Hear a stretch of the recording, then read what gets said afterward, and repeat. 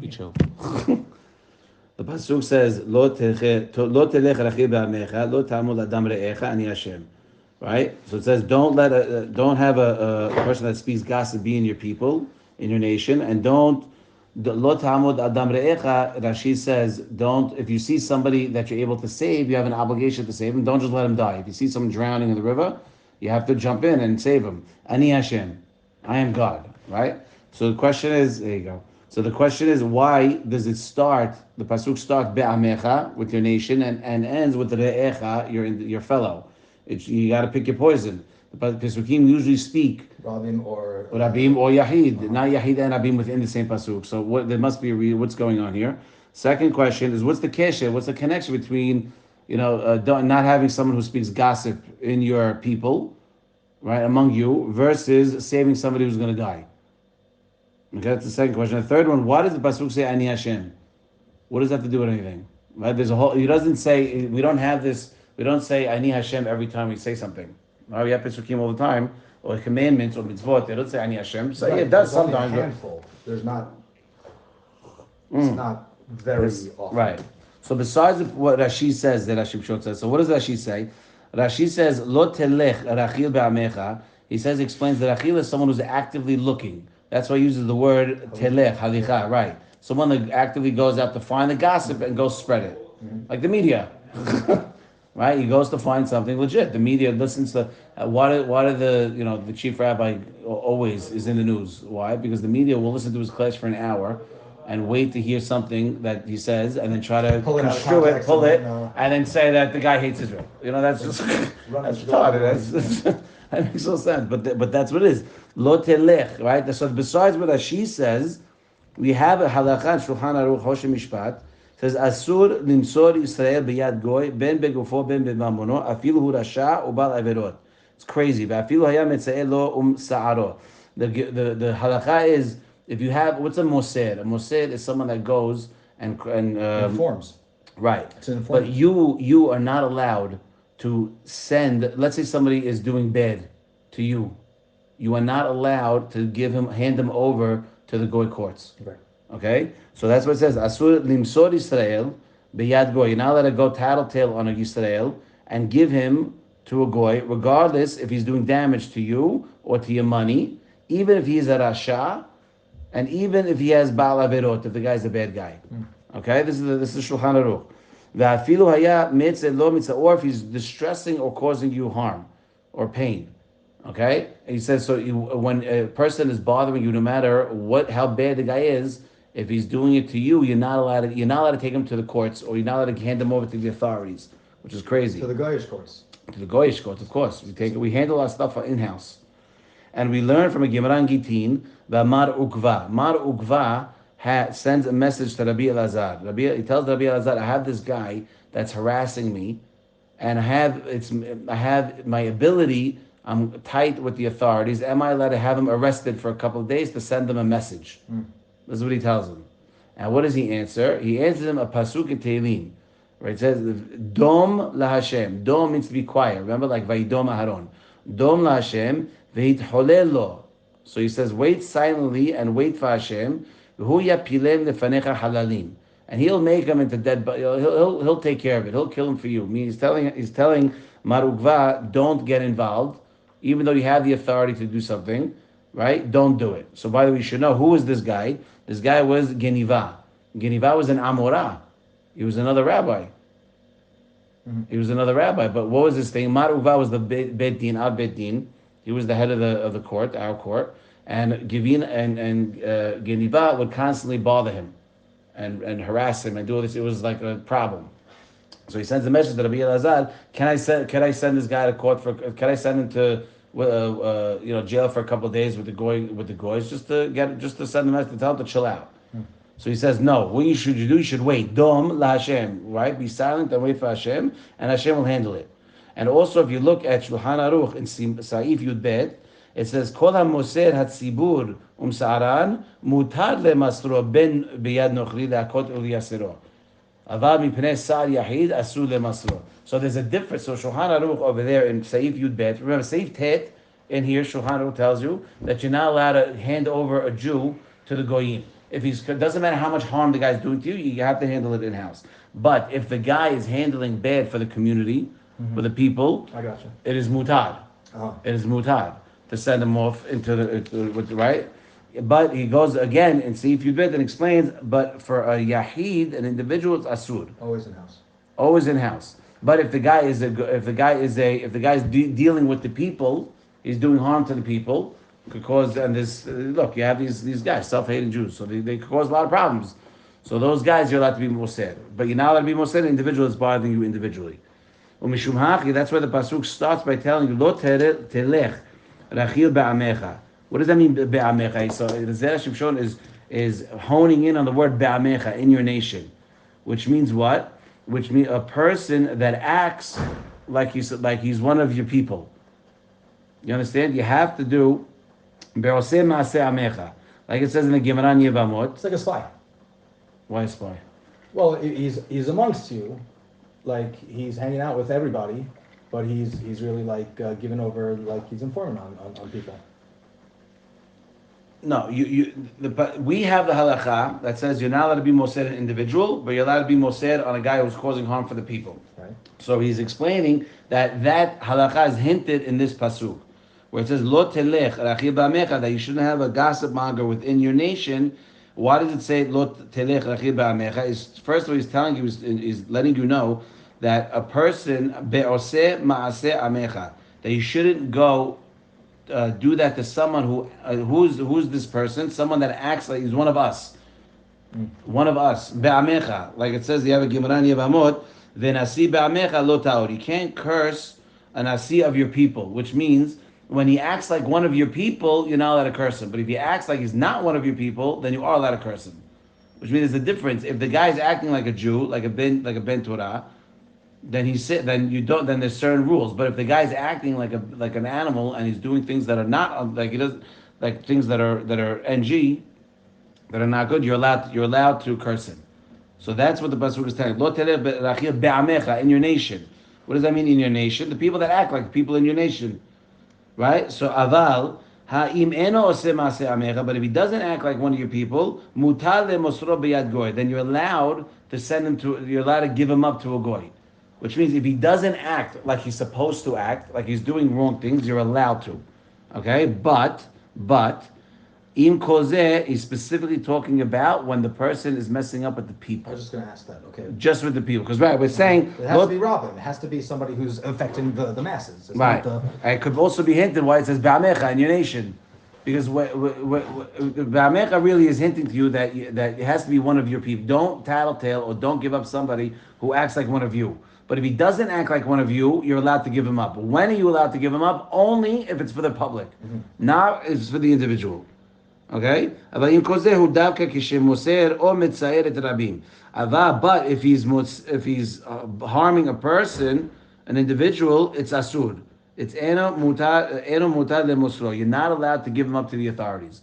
So he's saying that the halacha that's in Shulchan Aruch is hinted within this pasuk of be'amecha. Right? And then that's the next part of the pasuk. Remember, we said, what's the connection between the first part and the last part? Why to say amecha? Why to say re'echa, your fellow at the end? V'zeu lo ta'amod al dam re'echa. Right? You shouldn't stand on your friend's blood, which is re'echa davka, which means what? Dehainu nezek yahid, an individual. Okay? Elama, so what should he do? So then now if you have a guy that's harassing you, what should you do? Dom laHashem v'hit holeh lo. You should wait, you should stay silent and wait for Hashem to make retribution. And that's why the pasuk says, Ani Hashem. If you look at Rashi, what does it say on Ani Hashem? It says, Ne'eman, he's believed. Leshalem sachar, to pay what's owed. V'ne'eman li para. And also he's believed to pay the bad people what they deserve. I read the Havetz Chaim one time, he saw a very bad incident where there was a almana living with a kid in an apartment in like someone's house, whatever, and she wasn't paying rent, and the owner was so angry that he couldn't get her out. What did he do? He removed the roof from the apartment, like a small apartment, to force her out. And Havetz Chaim said he waited every day to see when this guy was going to drop dead. Only 25 years later, when he sees the guy burying his own son, God forbid. He says, now I see it. I was able to see. Ne'eman li para. Hashem is believed that he's going to pay back the wicked. He's ne'eman l'shalem sachar for the good stuff that we get, and he's also ne'eman li para for the. So he's saying. So that's what it says.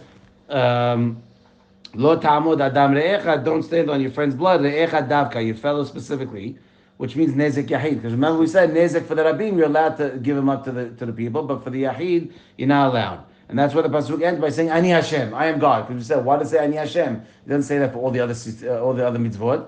It's trust me. Trust me. Just wait and chill. I'm going to handle it, right? Yeah. And also the Atisha ben Nami Mashe Matzinu laApeke Kera Inyan Harechilut Bishon Halicha. And now he's going to tie it in to what it makes sense that the pasuk refers to Rechilut with Halicha. Rechilut, remember we said is a gossip maga, one that actively goes out to find some trouble. So he connects it also with lashon of halicha lalechet. Why? And he says again, with the exception of what Rashi said, because remember Rashi writes this whole thing about somebody walking. You're walking to find something to say, something to hear in order for you to repeat it. So that's what a chilut is. So he says, besides of what he's going to connect it in a different way. Besides how Rashi connects being a gossip maga with halicha, with walking to find, he's going to connect it a different way. Right? He says it comes to give you a remez, she'eno hayav, ve'eno nikra rasha, רק כשהולך הוא מעצמו ומוסר לחברו. So, אבל אם נאנס כל כך, אף על פי שעושה איסור אינו חייב. So he's saying here that there's another reason why it says why you connect it to halicha. If a person is forced by the goy to tell me where this guy's stuff is. And you're forced to, and if you don't tell me that I'm going to kill you, or I'm going to, I don't know, take your stuff. Now that means you're forced to give up the information to the goy. Right. So the question is, are you hayav to pay the guy back? If you give me up to the authorities for taxes because they're pressing you, now do you have to pay me or not? You tattled it. You ratted me out. Yeah, but what was at stake for me? Was it against my will? Against what was it against? Like, it's not the same case as like eat this tray for you're going to be killed. Because we already had that. We know that's easy. They teach you in second grade that you got to give your life up. But we're talking about a case where you cause somebody else nezek. You caused someone else nezek by force. I didn't intend to do it. He made me. Instead of something bad happening to you, you're causing somebody else nezek. Right. So what's the halakha? So the halakha says that you don't have to pay him back if you were forced to do it. Look what it says. It says only if you go to yourself and you tell the authorities, right, what's going on your own. About even though he did something wrong, because you're not supposed to give up your brothers. He's not hayav. That's the Shulchan Aruch Seif Bet. If the pasuk what it just said, lo teragel be'amecha, right? Don't tattletale on your nation, right? Without using the word halicha. Remember, because we said there's an extra word here. It says lo telech rachil be'amecha. So if it would have just said lo teragel be'amecha, without the lashon halicha, you would assume that the guy would be liable for any case. Meaning, halicha means I'm going out myself to do it. Not that my arm is twisted and they're making me do it. Telech means that I'm going because I have to, because I want to go on my own accord. So if it didn't use the word telech and it just said lo teragil, right? Don't be a gossip among your people. You would assume that the halacha would be that I would be liable regardless. Now that it says the word lo telech means that don't actively go out on your own. But if you're forced to, then you're forced to. Right? And now it makes sense what it says. There's a Gemara in Baba Kama that there was a certain guy that goes to Rav and he asked for advice. Why? Because he wanted to tattletale on a certain individual. Right? The people were forcing him. Not that he wanted to. I think he was being forced to. The Romans were forcing him to. He wanted to show them the straw. He wanted so he could pay taxes on it. So they would confiscate it. Right. And he goes to Rav to ask him if he's allowed. And Rav tells him, he does a double lashon. The Gemara repeats the words twice. What does Rav say? He says, La tahveh, la tahveh. La tahveh means don't show him. La means no. Tahveh, right, is to show. Don't show him. But the Rav says it 2 times. Don't show him, don't show him. And what does the guy answer him? Mahvena. Mahvena means I will show him. And he says it twice. Mahvena mahvena. I'm going to show him and I'm going to show him. So what's the kaful lashon? Why the Gemara, when he recounts the story, why does the Rav say twice, don't show him, don't show him? Why does the guy say, no, I'm going to show him, I'm going to show him? So we have a halakha Shulchan Aruch, right, that we talked about, Sif Bet. It says, Bamed devarim amurim. What is it talking about? Because the beginning of that if Seif says that if you moser your friend and you tell him and you tell the authorities on him, even if he's doing something wrong, you have to pay. So let's say the guy is doing tax fraud, and you go to you go out of your way to do it, it's on you. You have to pay, even though the guy is doing something wrong. Yeah, but you're going out of your way. It's not. But you're talented. It's not your fight, maybe. It's not your fight. It's not Bal Korcha. You're not being coerced into. That's why the halakha said. That's why the Shulchan Aruch says Bamed devarim amurim. When is the guy forced to pay? You're going out of your way. When you go, right? Right. Keshehera hamoser me'atzmo. When he goes out of his way. Avalim anasu akum v'arot vehera. But if he was forced, the goy forced him to show it to him, and he showed it to him. Hareze patur mitashlumin. He doesn't have to pay. Okay, Belachin, this is what I was telling him. Don't show him not be'ones, and don't show him even if you are be'on, even if you are. Right? That's what, because remember, he said, why does the Gemara say la tahveh twice? So don't show him, don't show him. Because the Rav is telling him, don't show him on your own, and don't show him, and don't show the goy, even if he makes you. Don't show him. Hold out. Don't show him. Say you don't know where it is. Why? Because even though it's mutar, there's still an isur connected to it. You shouldn't do it. You shouldn't tell just because you're allowed doesn't mean you're supposed to. You don't have a hiyuv to tell the goy. You're allowed to tell the goy. So the fact that the guy is saying, okay, the Romans not to. The Roman is coming telling me, he's asking me where the straw is. So Rav says, don't show him, don't show him. What does that mean? The first don't show him means that don't show him, because if you do show him and you're not coerced, then you're gonna have to pay. Mm-hmm. And if you are coerced, still don't show him, even though it's mutar. Even though it's mutar, don't show him. And what does the guy answer? The guy answers, mahvena or mahvena. I'm gonna show him regardless. I don't care. Uh-huh. This guy's got to pay for it. He's gonna pay for it regardless. And you can say if heshivlo be'azut panim. Mahvena im ya'ansuni. I'm going to show him even if they force me. Va'afil im lo ya'ansuni. I'm still going to show him, because this guy's got to pay for his dues. So you see from this that we have to do what's right among the people. When a person, God forbid, has some issues, regardless if it's his business or his marriage, he's not telling people in the world. He's dealing with it quietly. Our issues also need to be dealt quietly. They got to be dealt with, but the goyim should never see us suffer. You have an internal problem, you have an external problem. Let us deal with our internal problems internally. Don't make them external. Baruch Adonai Olam. Amen ve'amen.